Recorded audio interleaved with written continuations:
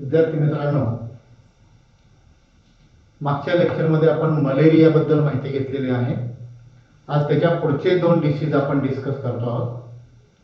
त्यातला पहिला डिसीज आहे amoebiasis. Amoebiasis is also known as amoebic dysentery, and this disease is caused by the microorganism called entamoeba. Entamoeba histolytica. Causative organism is Entamoeba histolytica. एंटामेबा हिस्टोलॅटिका नावाच्या रोगजंतूमुळे amoebic dysentery किंवा अमेबियासिस नावाचा आजार होतो. and it is found that near about 15% of the total population is suffering from amoebic dysentery. तर साधारणतः एकूण लोकसंख्येच्या 15% लोकांच्या मध्ये हा आजार अगदी कॉमन आहे. तर या आजाराची लक्षणं काय आहेत? साइन्स अँड सिम्पटम्स बघूया आपण. या आजाराची लक्षण, पहिलं लक्षण आहे डिसेंट्री किंवा डायरिया. दुसरं लक्षण आहे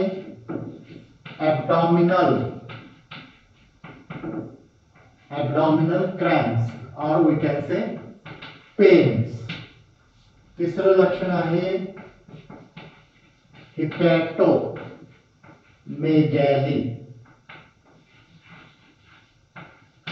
आणि जर सिव्हिअर इन्फेक्शन असेल तर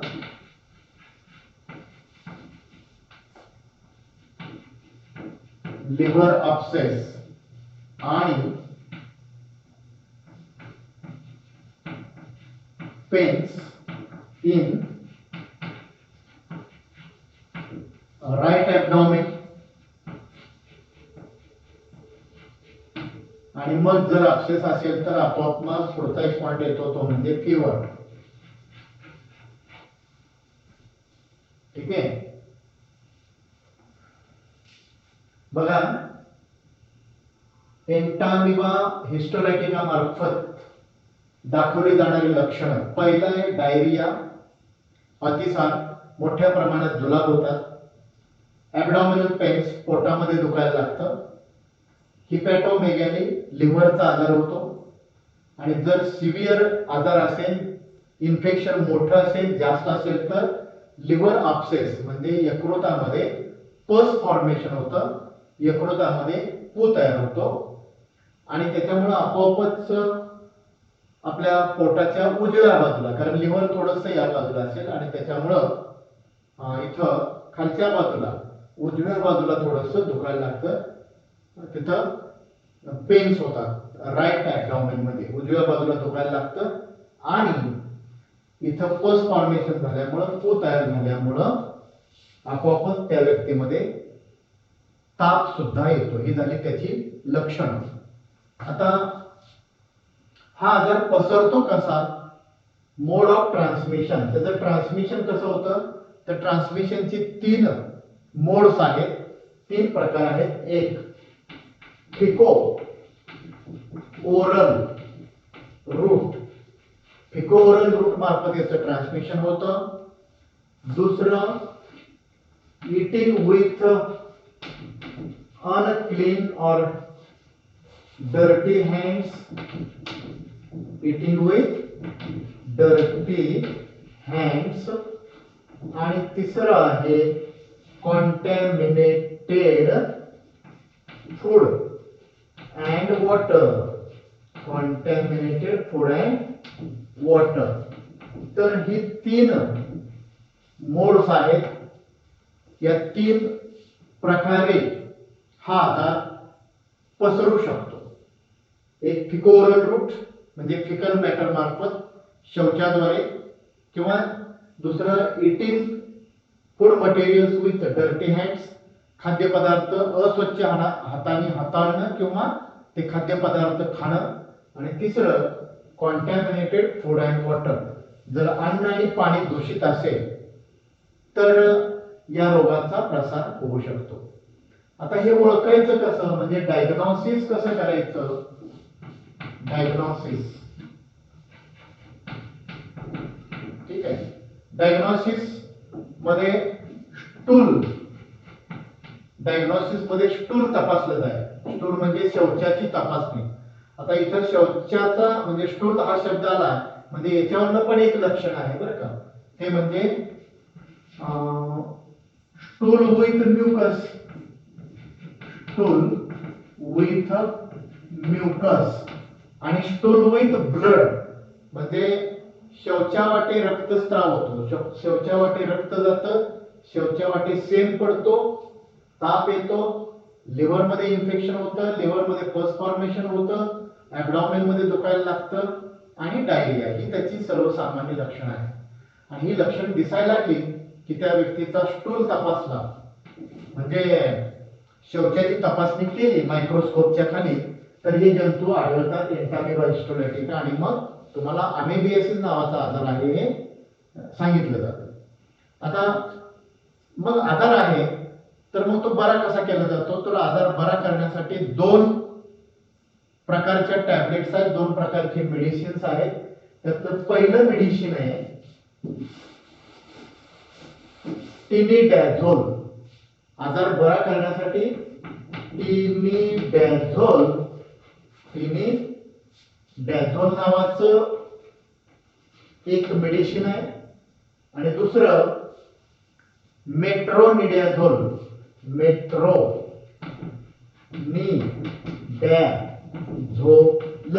मेट्रोनिडॅझोल आणि टिनिडॅझोल हे 2 मेडिसिन घेतल्यानंतर आपल्याला हा आजार बरा करता येऊ शकतो.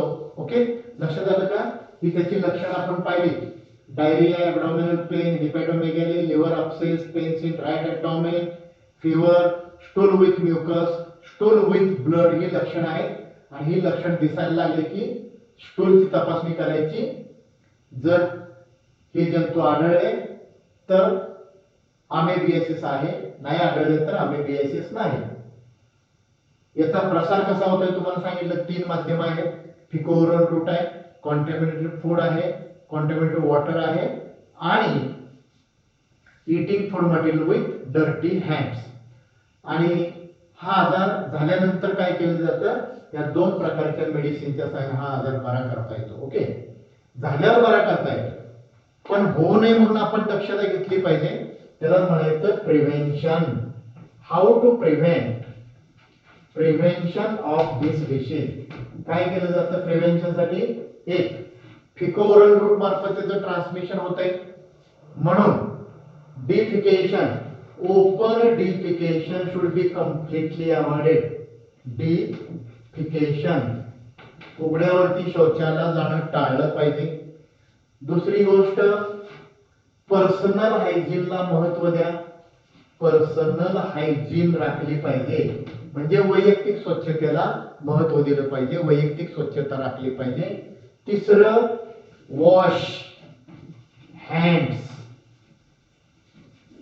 Before eating and after toilet. जेवणापूर्वी आणि शौचाला जाऊन आल्यानंतर हात स्वच्छ धुतले पाहिजे. त्यानंतर यूज बॉइल्ड वॉटर, उकळलेलं पाणी प्या. कारण पाण्यामार्फत, दूषित पाण्यामार्फत सुद्धा हा आजार पसरतो आहे आणि म्हणून उकळलेलं पाणी प्यायचं. किंवा यूज क्लोरिनेटेड वॉटर, क्लोरीन युक्त पाणी, ज्याच्यामध्ये क्लोरीन मिसळलेलं आहे असं पाणी प्या, उकळलेलं पाणी प्या. हात स्वच्छ धुवा. काय लहान मुलांचे जे डायपर्स असतात ते बदलताना सुद्धा हात खराब होतात, त्याच्या फिकल मॅटर बरोबर कॉन्टॅक्ट येतो आणि म्हणून ते डायपर बदलल्यानंतर सुद्धा हात स्वच्छ धुतले की याचं आपण प्रतिबंध करू शकतो. तर सिंपल मेथड आहे. उघड्यावरती शौचाला बसू नका. त्यानंतर शौचाला आल्यानंतर हात स्वच्छ धुवा. जेवण्यापूर्वी हात स्वच्छ धुवा. वैयक्तिक स्वच्छतेला महत्व द्या. त्यानंतर उकळलेलं पाणी प्या. पाणी क्लोरिनेटेड करा आणि ज्या पालेभाज्या वगैरे ज्या आपण आणतो बाजारातून त्या wash vegetables thoroughly. Wash vegetables before cooking, म्हणजे खाण्यापूर्वी किंवा शिजवण्यापूर्वी त्या भाज्या स्वच्छ धुतल्या पाहिजेत, कारण या भाज्या ज्या पाण्यामार्फत आलेल्या आहेत, जर समजा दूषित पाणी दिलं असेल तर ते जंतू इथं पण येतात, आणि म्हणून या गोष्टीची आपण दक्षता घेतली पाहिजे, जेणेकरून आपल्याला हा आजार टाळता येऊ शकतो. ओके, त्याच्यानंतर आपल्याला पुढचा आजार बघायचा आहे. त्या आजाराचं नाव आहे अस्कॅरियासिस. अस्कॅरियासिस. आता आपण एक आजार डिस्कस केला, त्याचं नाव आहे अमेबियासिस. आता आपण पाहणार आहोत दुसरा disease, अस्कॅरियासिस. Ascariasis. Ascariasis, it is caused by Ascaris lumbricoids. Ascaris lumbricoids नावाच्या रोगजंतूमुळे किंवा त्याला मराठीमध्ये आपण जंत म्हणतो, या जंतामुळे हा आजार होतोय. जंत रोग हे की जो ॲनिमल निमॅटोड आहे, राऊंड वर्म आहे, गोलकृमी आहे, निमॅथेरिमेंथिस मध्ये किंवा अस्कॅरिमेंथिस या फायलम मध्ये येणारा हा ॲनिमल आहे अस्कॅरिस लुम्ब्रिकॉइड्स. आता हा आजार झाल्यानंतर काय लक्षणं दिसतात, तर नंबर 1 एक loss of appetite. Loss of appetite, भूक लागत नाही, खाण्याची इच्छा होत नाही. कारण दुसरा पॉइंट आहे ओमिटिंग, उलट्या होतात. त्याचबरोबर नॉजिया, मळमळत. Vomiting, nausea, loss of appetite आणि लॉस ऑफ ॲपेटाइट मुळे आपोआपच पुढचा पॉइंट येतो, लॉस इन बॉडी वेट. वजनामध्ये घट होते, वजन घटतं, कारण जेवणच नाही म्हटल्यानंतर आपोआपच वजन घटणार आहे. ठीक आहे. त्याच्यानंतर निमोनिटिस. निमोनिटिस फुफ्फुसाचा आजार आहे, निमोनिया सारखा निमोनिटिस, की ज्याच्यामध्ये काय होतंय, अल्वेओलाय. अल्वेओलाय कशा म्हणतात, थिक, त्याच्या ज्या भित्तिका आहेत, अल्वेओलाय म्हणजे वायुकोश, त्याच्या भित्तिका जाड बनतात. आणि ॲबडॉमिनल पेन्स, सातवं लक्षण आहे ॲबडॉमिनल पेन्स. त्याचबरोबर फटिगनेस, थकवा येतो, फटिगनेस. त्यानंतर काही प्रमाणात कफ, खोकला पण येतो. तर ही सर्वसाधारण अस्कॅरियासिसची लक्षणं आहेत. अस्कॅरियासिस झाल्यानंतर ही लक्षण दिसतात, लॉस ऑफ ॲपेटाइट, भूक मंदावते, भूक लागत नाही, उलट्या होतात, वॉमिटिंग, मळमळ लागतं, nausea, loss in body weight, वजनामध्ये घट, निमोनिटिस फुफ्फुसाचा आजार, अल्वेओलाय थिकनिंग, वायुकोश त्याच्या भित्तिका जाड होतात, ॲबडॉमिनल पेन्स, पोटामध्ये दुखायला लागतं, कारण हा जंत राहतो पोटामध्ये, आतड्यामध्ये, विशेषतः लहान मुलांच्या लहान आतड्यामुळे. स्मॉल इंटेस्टाइन ऑफ चिल्ड्रन, लहान मुलांच्या आतड्यामध्ये, विशेष करून लहान आतड्यामध्ये हा जंत राहतो. आणि आपण खाल्लेलं, त्या लहान मुलानं खाल्लेलं हा जंत सगळं खातो, आणि त्याच्यामुळे त्या मुलाच्या अंगाला लागत नाही किंवा त्या मुलाचं वजन कमी होतं. कितीही खाल्लं तरी त्याची तब्येत सुधारत नाही, कारण हे सगळं जंतच खाऊन टाकतं. त्यानंतर फटिगनेस, त्याच्यामध्ये थकवा जाणवतो, आणि खोकला पण त्याच्यामध्ये जाणवतो, कारण फुफ्फुसाशी संबंधित आहे. फुफ्फुस नीट काम करण्यात म्हटलं की खोकला हा येणारच आहे. आणि अजून एक लक्षण दिसतं, महत्वाचं लक्षण हे पण आहे, इन्क्रीज इन इओसिनोफिल्स. 10वं लक्षण आहे, त्याला म्हणायचं इओसिनोफिलिया. इओसिनोफिल्स वाढत वाढत जातात. आपल्यामध्ये इओसिनोफिल हा पांढऱ्या पेशीचा प्रकार आहे की ज्या वाढलेल्या असतात. ठीक आहे. तर ही झाली लक्षण. आता हा आजार डायग्नोज कसं करायचा, जसं आपण अमेबियासिस मध्ये सांगितलं, स्टूलचं इन्स्पेक्शन करायचं किंवा मायक्रोस्कोपच्या खाली त्याची तपासणी करायची, तसं इथं पण काय केलं जातं, डायग्नोसिस मध्ये त्याचा स्टूल, त्या व्यक्तीचा स्टूल तपासला जातो. शौचाची तपासणी केली जाते की या म्हणजे जंताची अंडी वगैरे तर त्याच्यामध्ये नाही आहेत ना, किंवा जंत आहेत किंवा नाहीत हे तपासण्यासाठी स्टूल घेतला जातो आणि त्याची तपासणी करून अस्कॅरियासिस आहे किंवा नाही हे सांगितलं जातं. जर असेल तर तो बरा कसा करायचा?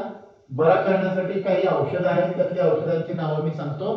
एक अल्बेंडाझोल आहे, अल्बेंडाझोल नावाचं अल्बेंडाझोल किंवा मेबेंडाझोल. मेबेंडाझोल आता हे दोन प्रकार मिळतात, लिक्विड पण असतं आणि त्याच्या टॅबलेट्स पण असतात. जर समजा आपल्याला जंत झाले असतील तर ते जंत खूप असतील तर शौचवाटे बाहेर पडतात, काही काही वेळेला नाकातून बाहेर येतात, तोंडातून बाहेर येतात, पण ते खूप प्रमाणात झाले असतील तर, विशेषतः लहान मुलाच्या. आणि जर मग हे जंत मारायचे असतील तर अल्बेंडाझोल किंवा मेबेंडाझोल नावाचं मेडिसिन घ्यावं लागतं. त्याचबरोबर पॅपॅराझिन नावाचं पण मेडिसिन आहे, त्याच्यामार्फत हे जंत मारले जातात. त्याचबरोबर लिव्हॅमिसोल